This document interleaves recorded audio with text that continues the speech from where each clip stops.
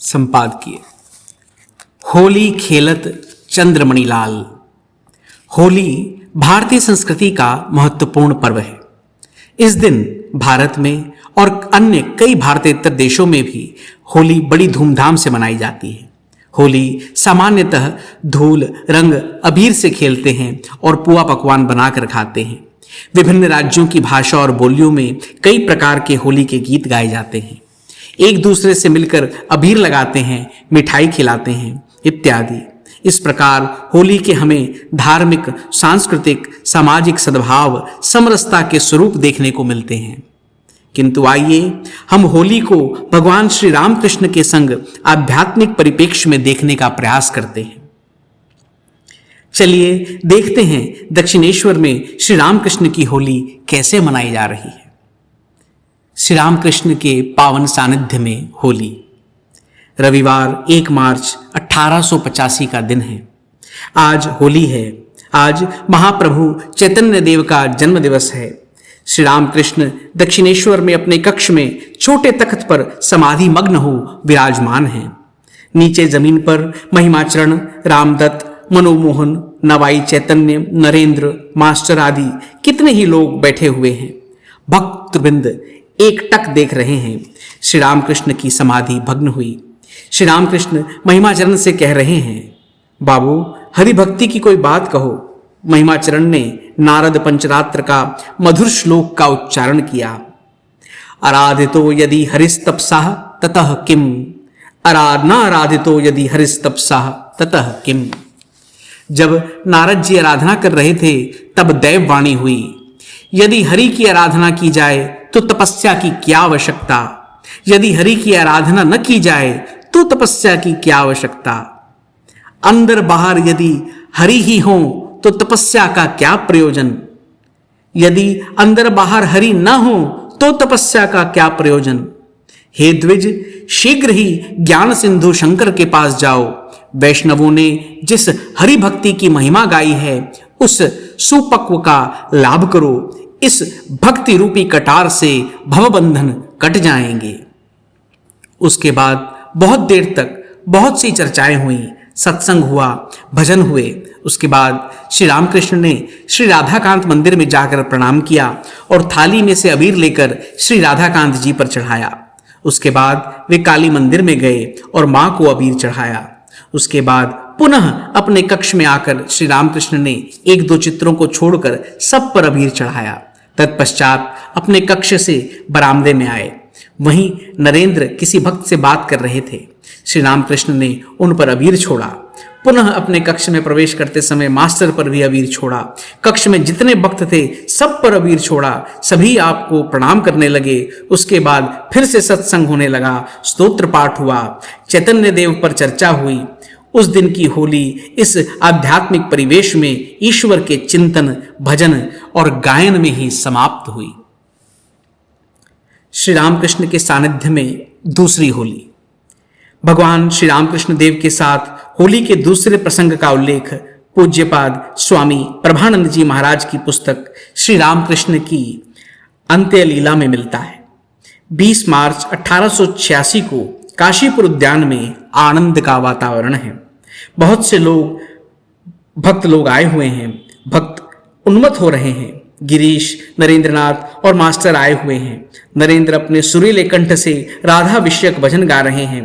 केशव भारती के कुटीर में मैंने कैसी अपूर्व ज्योतिर्मय गौरांग मूर्ति देखी। भक्त वृंद भाव विह्वल होकर ठाकुर के कमरे में आए। सबने उनके चरणों में अबीर अर्पित किया। ठाकुर ने सबको आशीर्वाद दिया। कुछ देर बाद कुछ मारवाड़ी भक्त लोग ठाकुर से मिलने आए। तदंतर बगीचे में आम के पेड़ की डाली पर नरेंद्र और मास्टर महाशय बैठे हुए थे। सामने रामचंद्र दत्त खड़े थे। वहीं गिरीश घोष भी आ गए। वे होली के मनोभाव में थे। गिरीश ने कहा, मास्टर पर अबीर फेंको। अब आए हैं तमाशा देखने। मास्टर महाशय दौड़कर भाग गए। इस समय वे गुलाल आदि से बच गए। बंगले के पूर्व की ओर एक बड़ा सा तालाब है। तालाब के किनारे भक्तगण एकत्रित हुए हैं। पेड़ के नीचे भी कुछ लोग हैं। वहां नित्य गोपाल, अतुल चंद्र, शरद, काली प्रसाद आदि हैं। आपस में संतों पर चर्चा हो रही है। तत्पश्चात उद्यान भवन में बड़े उत्साह से होली खेलने लगे। आनंद में मग्न हो नाच गान होने लगा। भक्तों के कपड़े गीले और लाल हो गए। मृदंग और झांझ जोरों से बज रहे हैं। भक्तों का झुंड मतवाला होकर बाहर बगीचे के रास्ते में आया और श्री रामकृष्ण जहां रहते थे उस श्री मंदिर की परिक्रमा करते हुए नाचने लगा। श्री रामकृष्ण भक्तों के आनंद से आनंदित थे। भक्तों ने देखा कि प्रभु खिड़की के सामने खड़े हैं तो वे लोग आनंदोन्मत्त हो गए। बसंतोत्सव में के आनंद में सभी निमग्न थे। उन लोगों ने गिरीश के भाई अतुल को रंग से पोत दिया। 5-6 लोग उन्हें सिर पर उठाकर उछल कूद कर नाचने लगे। होली खेलने वाले भक्तों में से कुछ लोगों ने काफी शोरगुल मचाया। श्री रामकृष्ण को देखकर कोई आनंद से धरती पर लौटने लगा, कोई मुट्ठियों में अबीर भरकर आकाश में फेंकने लगा। रंगीन गुलाल से परिवेश आनंदमय हो गया। बगीचे के रास्ते आदि रंग से लाल हो गए। सभी आनंद में उन्मत्त थे। बहुत से भजन हुए। नरेंद्रनाथ गाने लगे, सीतापति रामचंद्र रघुपति रघुराई इत्यादि। इसकी अंतिम कड़ी नरेंद्र भूल गए तो श्री रामकृष्ण ने खोका सुबोधानंद महाराज जी से लिखवा कर भेज दिया। ठाकुर के भेजने पर उत्साह से नरेंद्र ने पुनः गाया। होली के आनंद में मतवाली भक्त मंडली से बचने के लिए मास्टर महाशय 2 मंजिले पर ठाकुर के कक्ष में चले आए। करुणामय ठाकुर ने मास्टर महाशय के मुख को स्वयं पोंछ दिया और कहा, आहा। प्रेम विह्वल मास्टर ने क्षीण कंठ से कहा, मैं नहीं, तू हूं, तू हूं। श्री रामकृष्ण के निवास की प्रदक्षिणा करते हुए होली में मतवाली भक्त मंडली को श्री रामकृष्ण ने ऊपर अपने पास बुलाया। इसका वर्णन बैकुंठ सान्याल ने इस प्रकार किया है। हम लोग रंग लगाकर भूतों की तरह दिख रहे थे। भूतनाथ श्री रामकृष्ण हम सबको देखना और कृतार्थ करना चाहते थे, इसलिए शशि भोजन को भेजकर उन्होंने हम सबको बुलाया। प्रभु के मधुर आकर्षण और आह्वान से सभी हर्षित हुए। पहले मैं जाऊंगा कहते हुए दौड़ भाग कर ऊपर पहुंचे। सबने प्रभु के श्री चरणों में प्रणाम किया। भूतों को देखकर भूतेश्वर बहुत प्रसन्न हुए। श्री माता जी भी अपने भूत पुत्रों को आनंद मनाते देखकर प्रसन्न हुई। उन्होंने सबके लिए प्रचुर मात्रा में प्रसाद भेज दिया। इस प्रकार वसंतोत्सव की परिसमाप्ति हुई। किसी कवि ने अपनी लेखनी को सार्थक किया है। होली खेलत चंद्रमणि लाल, भक्त सबय मिली गावत होरी लगावे अबीर गुलाल। होली खेलत चंद्रमणि लाल। नरेन मास्टर गिरीश संग खेले, प्रभु हरि भगत रसाल। नाचत गावत खेलत कूदत, सब भय लाले लाल। कोई बजावत झांझ मृदंगा, कोई बजावे करताल। पहिल गुलाल दियो गुरु चरना, भयो गुरु कृपा कपाल। जीव ब्रह्म के होत मिलन जस, बंधन कटत कराल। गुरु की कृपा मिलियो भगवंता, हिय आनंद विशाल।